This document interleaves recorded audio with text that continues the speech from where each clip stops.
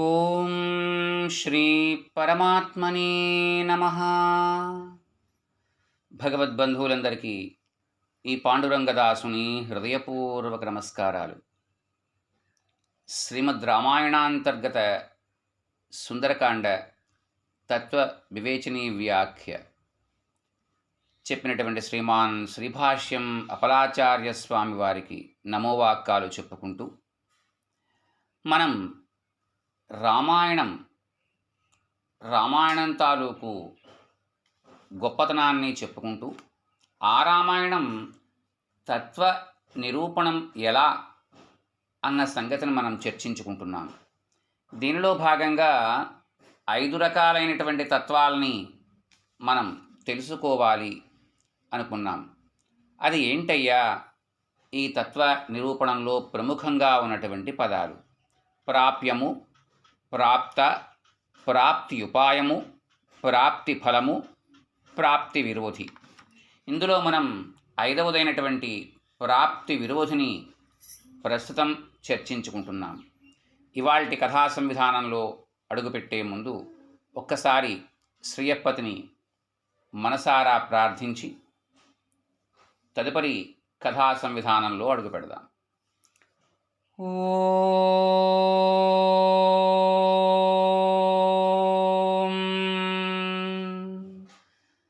నమో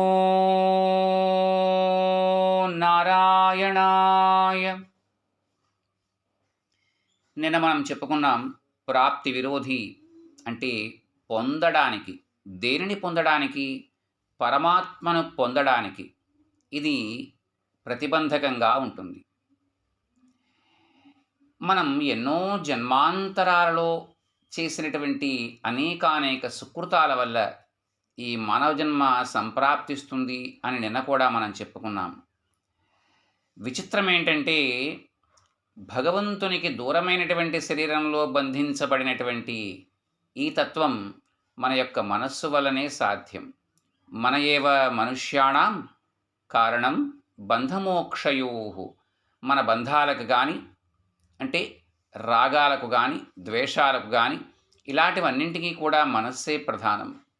అలాగే దీని నుంచి విడిపడడానికి కూడా అదే మనస్సు ప్రధానం. ఇప్పుడు దేనిని మనం జాగ్రత్తగా చూసుకోవాలి అంటే ఇక్కడ ఒక అద్భుతమైనటువంటి శ్లోకాన్ని చెప్తారు మనకి వేదాంతంలో. అనాత్మ అన్యాత్మ బుద్ధిర్యా అస్వే స్వమితియా మతి అవిద్యా తరు సంభూతి బీజమేతత్ విధాస్థితం. చాలా విచిత్రమైనటువంటి పరిస్థితుల్లో మనం బ్రతుకుతూ ఉంటాం. తాను కాని శరీరాన్ని తాను అని అహంకరించడం ఇది మొదటి తప్పు. పరమాత్మదే అయి తనది కానటువంటి వస్తుజాతాన్ని తనది అనుకోవడం ఇది రెండవ తప్పు. చూసారా తేడా? అంటే ఈ శరీరము ఎంతవరకు అంటే ఆత్మను లేక ఆత్మ ధరించడానికి ఈ శరీరము, ఈ శరీరానికి ఏ రకంగానూ కూడా తనది అనేటువంటి పరిస్థితి ఉండదు. ఎందుకంటే దీనిలో ఉన్నటువంటి ఆత్మ బయటికి వస్తే ఈ శరీరము ఏ రకంగానూ కూడా పనికిరాదు. అలాగే చుట్టూతా ఉన్నటువంటివన్నీ కూడా మన శరీరంతో సహా ఇవి పరమాత్మ యొక్క సొత్తు అన్న భావనలోంచి బయటికి వచ్చి ఇదంతా కూడా నాదే, ఇదంతా కూడా మాదే అనేటువంటి ఈ రెండే అజ్ఞానము అనేటువంటి వృక్షానికి విత్తనాలుగా ఉంటాయి. ఈ మనస్సుకి రావణాసురుడికి దశాననుడు అని పేరు కదండి, అంటే 10 ముఖములు కలవాడు. అలాగే ఈ మనస్సుకు కూడా 10 ముఖాలు ఉంటాయి. మనస్సు వెలుపలికి ప్రసరించు మార్గాలే ఇంద్రియాలు. ఇవి 10 ఉంటాయి. అందులో 5 జ్ఞానేంద్రియాలు, 5 కర్మేంద్రియాలు. ఇవన్నీ మనం చాలాసార్లు తెలుసుకునే ఉన్నాం. చర్మము, నేత్రము, చెవి, నాలుక, ముక్కు వీటిని జ్ఞానేంద్రియాలు అంటారు. వాక్కు, చేయి, పాదము, మలద్వారము, మూత్రద్వారము ఇవి కర్మేంద్రియాలు అంటారు. ఈ జ్ఞానేంద్రియ, కర్మేంద్రియాలు ఈ 2, 5 కలిసి 10. ఈ 10 మన మనస్సుకు ముఖాలు. అందుచేత మనస్సు కూడా ఇక్కడ దశాననుడు లేక దశముఖుడు. అతడు పరిపాలించేది ఎవరు? ఆ రావణాసురుడు పరిపాలించిన దాన్ని లంక అంటారు. ఈ మనస్సు పరిపాలించేటువంటి దాన్ని శరీరము అంటారు. ఆ లంక ఏమో సముద్రం చుట్టూతా కట్టబడి ఉంది. అంటే సముద్రం చుట్టూతా ఉంటే మధ్యలో లంక ఉంది. ఈ శరీరము కూడా సంసారము అనేటువంటి సముద్రం చేత చుట్టూతా ఆవరించబడి ఉంది. ఇంకా రాజస, తామస, సాత్విక చిత్తవృత్తులే ఇక్కడ రావణ, కుంభకర్ణ, విభీషణులు. రావణాసురుడు రాజసవృత్తికి అంటే రాజసానికి ప్రతీకగా ఉంటారు. ఇంకా తామసానికి కుంభకర్ణుడు ప్రతీకగా ఉంటారు. సాత్విక ప్రవృత్తికి విభీషణుల వారు ప్రతీకగా ఉంటారు. ఇప్పుడు రామచంద్రమూర్తి వారి యొక్క భార్య అయినటువంటి సీత లంక యందు బంధించబడి ఉంది. అంటే రాజస చిత్తవృత్తి ప్రధానంగా ఉన్నప్పుడు అవివేకపూర్ణమైనటువంటి మనస్సు రాముల వారికే శేషభూతమైనది, రాముని చేత రక్షించబడవలసినది, రాముని చేతనే అనుభవింపదగినది అయినటువంటి ఆత్మను లంకలో బంధిస్తుంది. ఇక్కడ ఆత్మ ఎవరు? సీత. ఇంకా లంక ఏది? శరీరము.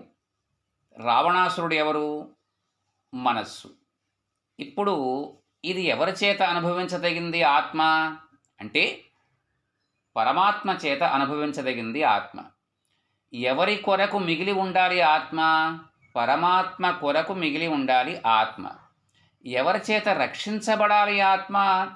పరమాత్మ చేతనే రక్షించబడాలి ఆత్మ. అంటే ఇక్కడ మనం చాలాసార్లు గోదామ్మవారి యొక్క అష్టోత్తర నామాలలో కూడా ఆకారత్రయ సంపన్నాయై నమః, లేకపోతే ఒక శ్లోకంలో కూడా ఆకారత్రయ సంపన్నాం అరవింద నివాసినీం అశేష జగదీశ స్త్రీం వందే వరదవల్లభాం అన్న విషయాన్ని ఎలా అయితే మనం జ్ఞప్తిలోకి తెచ్చుకుంటామో 3 రకాలైనటువంటి ఆలు కలిగినటువంటి గుణాలు. ఇప్పుడు ఇక్కడ పరమాత్మ ఎవరు? రాముడు. ఈ పరమాత్మ యొక్క లక్షణం ఏంటి? ఆనందము. అలాగే కలవాడు ఆనందాన్ని ఇచ్చువాడు, ఆనంద స్వరూపుడు అయినటువంటి పరమాత్మయే ఇక్కడ రాముడుగా అవతరించాడు. అంగో రామ అన్న మాటకి అర్థం కూడా ఇదే. పరమాత్మ ఎక్కడ ఉంటారు? ఆయన పరమపదంలో ఉంటారు. దానినే మరొక మాటతో ఏమంటాము? వైకుంఠము అంటాము. దానికే ఈ భూమండలంలో పేరు ఏంటి? అయోధ్య లేక అపరాజిత అని పేరు. అపరాజిత సర్వసహ అని చెప్పి విష్ణు సహస్రనామాలలో కూడా వస్తుంది. అంగో అలాగా అయోధ్య అంటే ఎవరి చేత కూడా, ఎవరి వల్ల కూడా నెగ్గబడినది, ఓడింపబడినది. ఇప్పుడు వేదంలో కూడా ఏం చెప్తారంటే దేవానాం పూరయోధ్య, దేవతలందరి యొక్క పురము అయోధ్య అంటారు. ఇప్పుడు సీతామ్మవారు ఎక్కడ సంప్రాప్తించారు? యజ్ఞక్షేత్రంలో సంపాదించారు.